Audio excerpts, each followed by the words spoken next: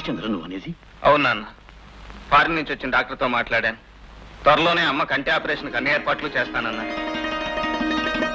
పాపిగా ఆ చంద్రంగాడి వ్యవహారం రోజు రోజుకి మరీ మెత్తి మీరిపోతోంది. ఆ వేళ రావే రంబా అంటూ ఎదవ పోటపాడాడు. మొన్న మన చేత బండి లాగించాడు. ఇవాళ మమ్మల్ని నీళ్ళల్లో కూడా పడేశాడు. నీళ్ళలో లల్లి నడుము కూడా పట్టుకున్నాడు. లోపలికి వెళ్ళి ఇద్దరు ఎంతసేపటికి బయట రావటం లేదు. లోపల ఏం చేస్తున్నాడో ఏమో. ఈ వేళ వాడి సంగతి అటు ఇటో తెలుసు బాబు. ఆయన ఏమన్నా అంటే అమ్మాయి గారు అలిగి అమెరికా వెళ్ళిపోతారు. అలాగని నోరు మూసుకుని ఎన్నాళ్ళు కూర్చుంటావురా? అసలు ఆడెవడో, వాడి చరిత్ర ఏంటో, వాడి బ్యాక్గ్రౌండ్ ఏంటో, వాడి ఇంటికి వెళ్ళైనా సరే తెలుసుకోవాలి. పాపిగా ఆ బండి కట్టు.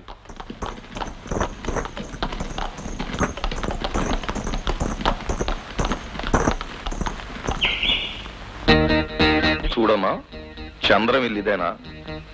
ఇల్లే బాబు. ఎవరు? ఏం కావాలి?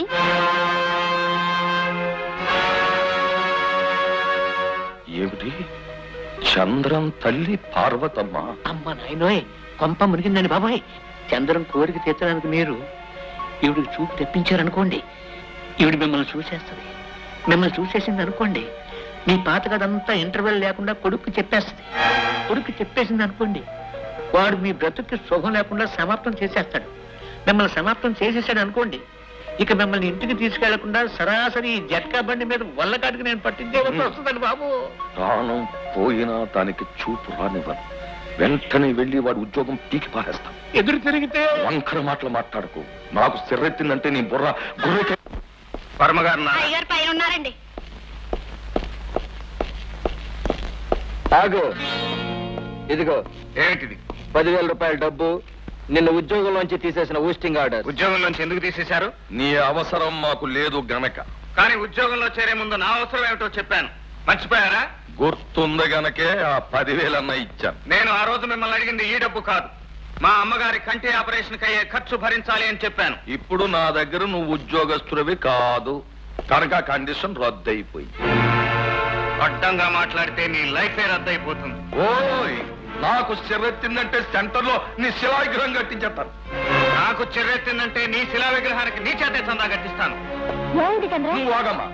వర్మ, మాట తప్పావు. నేను ఏ అవసరం కోసం ఈ ఉద్యోగంలో చేరానో నీకు తెలుసు. ఆత్మగౌరవం పోయిన రోజున నీ తల వంచి పని చేయించుకుంటాను, కానీ తల దించుకుని మాత్రం వెళ్ళను. అది నీ తలకు మించిన పని. అలాగా? అన్న మాటను నిలబెట్టుకునే వరకు నీ కూతురు నా దగ్గర బందీగా ఉంటుంది. అమ్మాయిని తీసుకుపోతున్నాడు. కాళ్ళు చేతులు ఎరగొట్టారు. అమ్మాయిని కాపాడరా.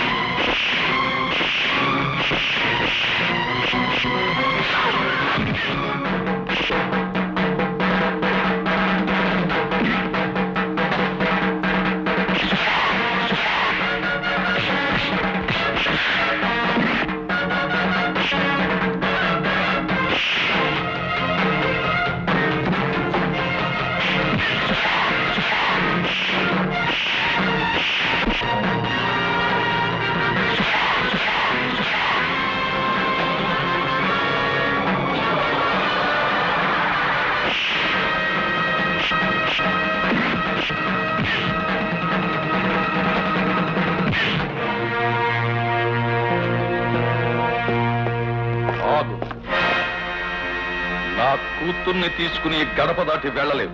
డాడీ, అతను వీరుల్లా ఒట్టి చేతులతో ఒంటరిగా పోట్లాడి మీ కళ్ళ ముందే నన్ను తీసుకెళ్తున్నాడు. మీకు శక్తి ఉంటే మళ్ళీ నన్ను అతని దగ్గర నుంచి అలాగే తెచ్చుకోండి. కదా చంద్ర?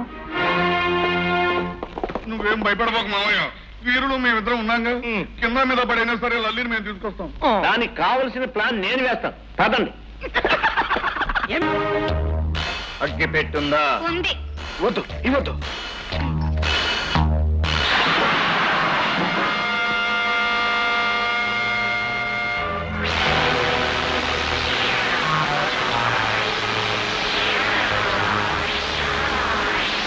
కూర్చొని నిలబడతారా? రా, వెళ్ళండి.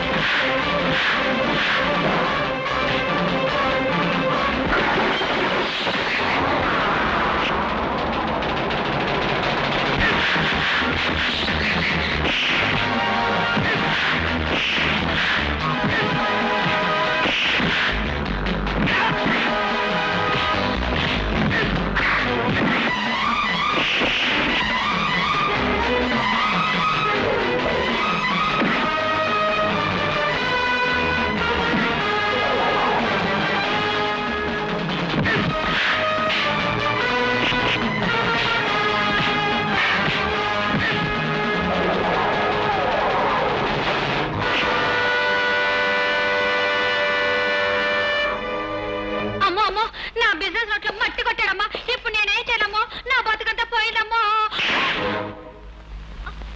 వెళ్ళు. ఈ వ్యాపారంలోనూ సంపాదించిందంతా ఆఖరి పైసా వరకు ఇనపెట్టెలోంచి బయటకు తీసుకురా. అది అమ్మో, అలాగే.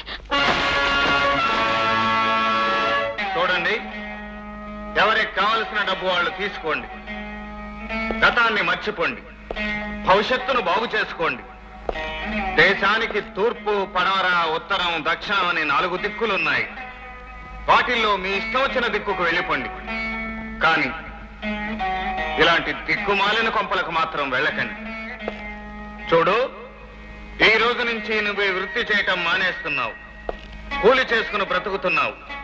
నేను రోడ్డు మీద వెడుతున్నప్పుడు ఏదో ఒక పక్కన నువ్వు శ్రమ చేస్తూ కనిపించాలి. కనిపించకపోయావో ఎవ్వరికీ కనిపించని చోటుకి వెళ్ళిపోతావు.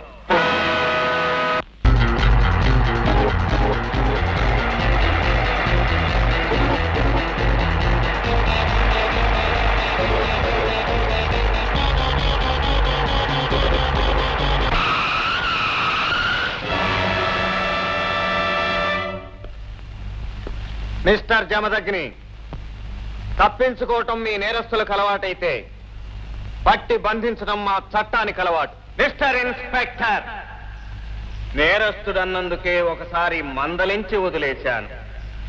మరొక్కసారి ఆ పదం ఉపయోగిస్తే పరువు నష్టం దావా వేయవలసి వస్తుంది. అప్పుడు నీ దగ్గర వేలం వేయటానికి కాకి బట్టలు తప్ప ఇంకేమీ మిగలవు. అవి కొనటానికి ఎవ్వడూ ముందుకు రాడు. బెదిరిస్తున్నావా? వాస్తవాన్ని వివరిస్తున్నాను. అయితే నువ్వు నేరస్తుడవని ఇప్పుడే నిరూపిస్తాను.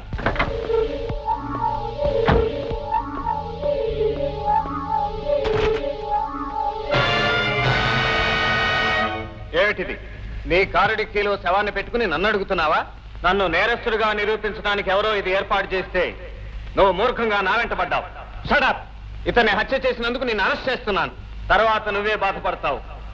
ఎందుకో తెలుసా? ఈ శవం మీద నా వేలిముద్రలుండవు. ఈ మనిషి శవంగా మారటానికి కారణమైన ఆయుధం నా దగ్గర నీకు దొరకదు.